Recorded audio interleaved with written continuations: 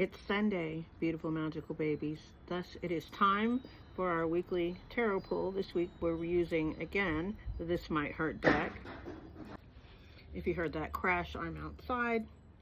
Wind's blowing around a little bit. So, speaking of frightening, the Scorpio full moon is tomorrow. The inside, can you see the inside of that? It's such a pretty box. It's a great deck.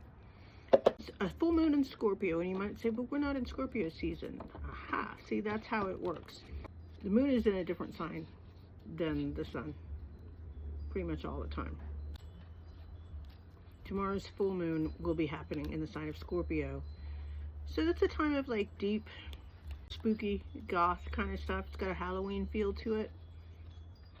You might feel beloveds who have passed on reaching out to you, so listen carefully and don't be surprised if you're feeling a little moody.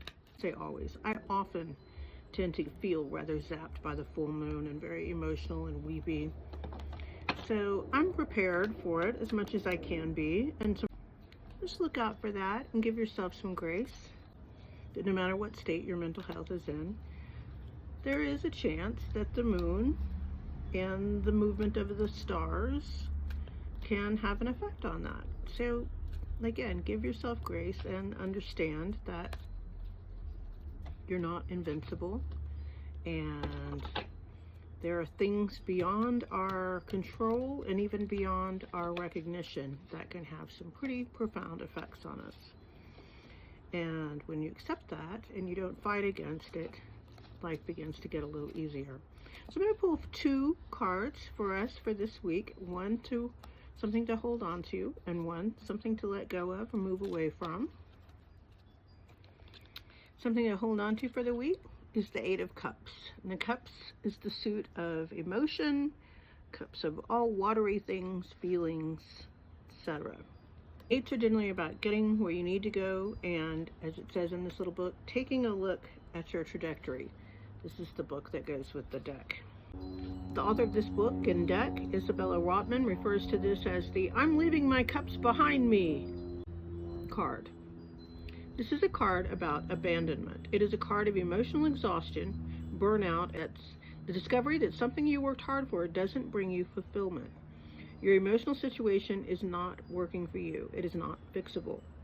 The person in the card has left their cups and therefore their emotional entanglements to pursue an adventure or unknown outcome. Some of the cups are shattered while some are still whole. What they're leaving behind is not entirely broken, but this person has determined that moving on is better than trying to salvage the situation. Because this is the suit of cups, it's likely a relationship that you need to leave behind. This is absolutely no fun, but it's ultimately the right decision. If the 8 of Cups comes up for you, it may be time to abandon a situation or set of ideals that have been holding you down. Alternatively, you may have recently left something behind, and you are now on the right path as a result. While the abandoned cups represents the sadness of leaving something behind, the mountains are a new journey to look forward to, free of previous burden. So why are we holding on to this when it's about walking away? Well, sometimes we need to hold on to the decision to walk away and to know that we've done the right thing, because it can be really painful. For me, this is speaking to me about my recent sobriety. I'm almost 2 months into my sobriety. May 15th will be 2 months, so that's in a few days. And here I am, walking away from the cups. I stopped drinking 500 plus days ago and stopped smoking, like I said, almost 2 months ago. So that's almost 2 months of utter sobriety. Holding on to it doesn't mean clinging or gripping. It just means like staying focused on it and staying in that place. So, what does this mean for you?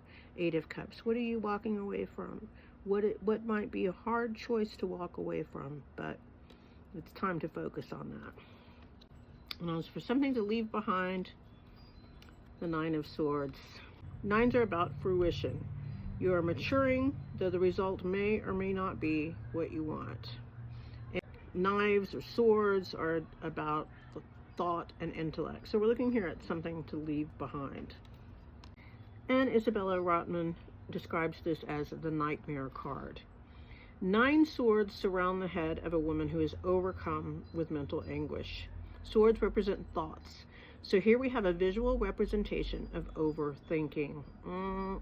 The 9 of Swords implies anxiety, depression, chronic stress, insomnia, night terrors, and paranoia. When the 9 of Swords comes up for me, I always take it to mean the same thing. The anguish might be in my head, but it doesn't mean it's not real. Crisis of mental health and chronic stress are serious health problems that need to be dealt with. Your mental torment may be internal or stem from an external source such as trauma or a person gaslighting you. Regardless of the problem, your emotional prison is not helping. What you need to do now is break the anxiety loop. When the 9 of Swords comes, remember coping mechanisms that have worked for you in the past. Turn the swords away from yourself.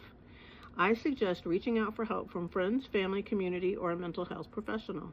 Talking about what is going on will be the best way to get out of your own head. That's a hard one to do.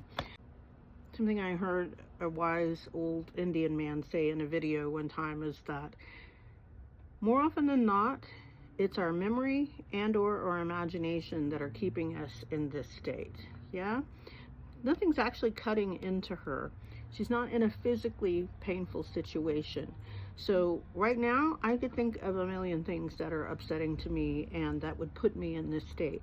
But I'm training my mind and I'm training my emotions to obey my spirit, and my spirit is saying, I'm okay, I'm safe, nothing is hurting me except my memory and my imagination. That doesn't mean that we need to tune out all the bad stuff that's going on or put our head in the sand and ignore the bad things that are going on, because there are, but we can train ourselves to focus on the good things and to think, okay, I see something good, bad that's happening, rather than dwelling in that.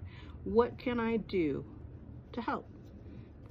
If there's nothing that I can do to help, then why spend my precious emotional time and energy on it? It's not going to do anything but lower my vibration. So we can be aware of what's going on, think of ways that we can help and try to change the situation, bless it, and move on, because there's lots of things that will keep us trapped in that negative mental cycle, and that honestly is not going to help anybody. What is going to help is trying to keep on a high vibration and trying to be helpful to ourselves, to the people around us, and not dwell on the negative. So that's what we're leaving behind, and we're holding on to, paradoxically, because this person is walking away, the decisions that we're making to let go of something. That's what we're going to hold on. So take these together, think about what they mean in your life, and let me know. I hope you have a great week and you get through that Scorpio full moon beautifully and come out the other side better for it. I'm going to trim my hair tomorrow because that's what I like to do on the full moon. So you can do that if you like. It helps it come back healthier and better than ever. Think of things that you can release on this spooky full moon. I love you, baby. Bye.